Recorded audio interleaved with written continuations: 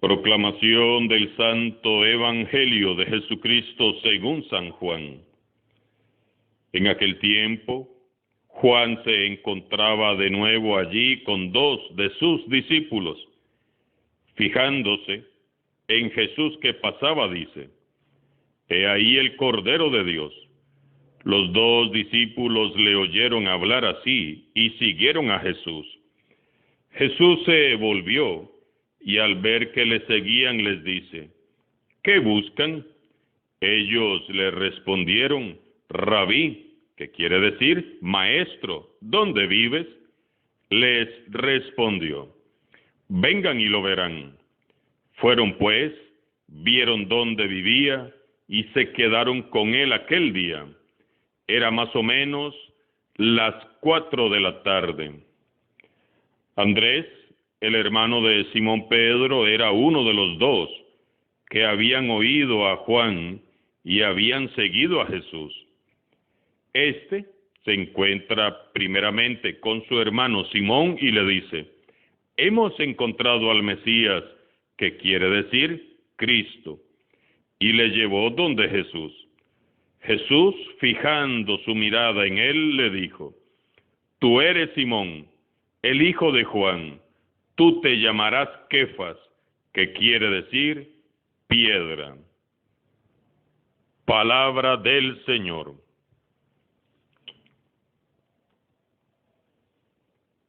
A muchos se nos hace difícil escuchar la voz de Dios en nuestro corazón y conocer sus deseos, sus planes y la misión que nos tiene encomendada. Todos queremos saber para qué vinimos al mundo, con qué propósito hemos sido formados en el vientre de nuestra madre, para qué estamos aquí. Dios nos habla siempre, pero nosotros casi nunca lo escuchamos, porque hay demasiados ruidos a nuestro alrededor y demasiado bullicio en nuestro interior. Todos soñamos con escuchar un día la voz de Dios y hasta hacemos silencio obligado para escucharlo, pero no lo logramos. Siguen los ruidos externos, las voces internas, los gritos del alma, los pensamientos que no se callan. Pero no se trata tanto de que hagamos silencio, hermanos y hermanas. Se trata de aprender a escuchar la voz de Dios en medio de tantas voces, de tanto ruido que hay a nuestro alrededor y en nuestro interior. Todo lo que gira a tu alrededor te habla de Dios, todo. Nuestro problema no es de audición. El asunto es que no sabemos escuchar a Dios. Tenemos que afinar los oídos del alma.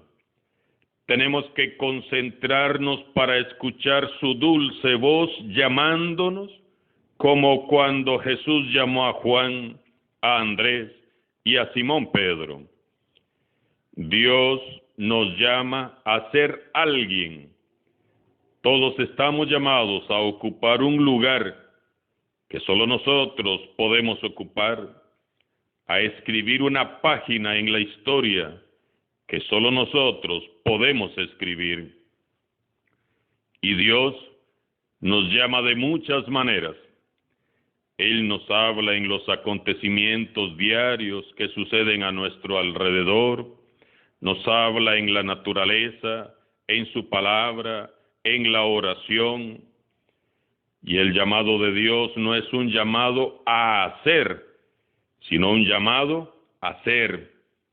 Dios no quiere que hagas y hagas y hagas cosas. Quiere en primer lugar que seas su hijo, su hija, su heredero, su heredera. No quiere que trabajes para Él. Dios quiere que trabajes con Él. Dios te llama y su llamada viene a darle un sentido profundo a tu vida.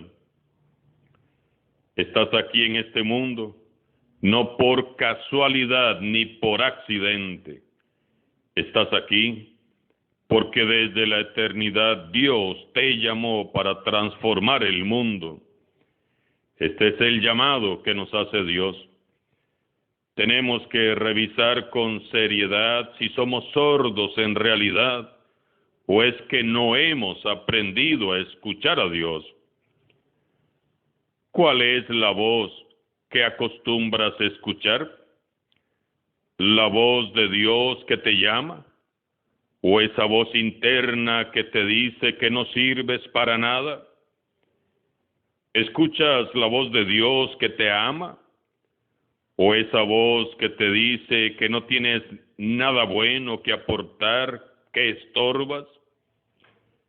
¿Escuchas la voz de Dios que te habla de muchas maneras? ¿O esa voz que te dice que Dios ya no habla? Hermanos y hermanas, Dios sí habla y todo habla de Dios. ¿Verdad que a veces hablamos y hablamos para impedir que el otro hable? Esto lo hacemos cuando no nos interesa escuchar la versión ni conocer la opinión del otro, sino que solo se conozca lo que pensamos. Pues muchas veces somos así con Dios. Él nos habla y nosotros le tapamos la boca a Dios con nuestra palabrería. No nos interesa saber qué dice Él, solo interesa que Él nos escuche. No le tapemos la boca a Dios, hermanos. Dejemos que Él nos hable.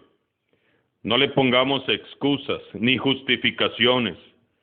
No le pidamos más explicaciones ni lo cuestionemos más. Dejemos que hable. Escuchemos hoy su voz. Reflexionemos ahora sobre el Evangelio. Seguimos leyendo la primera página del ministerio mesiánico de Jesús. Jesús pasa. No sabemos de dónde viene ni a dónde se dirige. Juan Bautista, fijando su mirada en Jesús, dijo: «He ahí el Cordero de Dios». Fijar los ojos en Jesús. Qué importante y qué vital que es hacerlo. Impregnarnos de esta contemplación. Aprendamos del Bautista a fijar los ojos en Jesús y en nadie más. Dos discípulos del Bautista, al escuchar que Jesús es el Cordero de Dios, se va tras él y lo siguen. Jesús se dirige a los dos discípulos que le siguen por el camino y les pregunta: ¿qué buscan? No se puede caminar tras los pasos de Jesús de cualquier manera. Tenemos que tener claro por qué y para qué lo estamos siguiendo. ¿Qué esperamos de Él? ¿Por qué lo seguimos?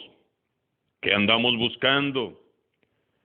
Aquellos dos discípulos no saben a dónde los puede llevar la aventura de seguir a Jesús, pero intuyen en su corazón que Él puede enseñarles algo que ellos aún no conocen, y responden con otra pregunta: Maestro, ¿dónde vives?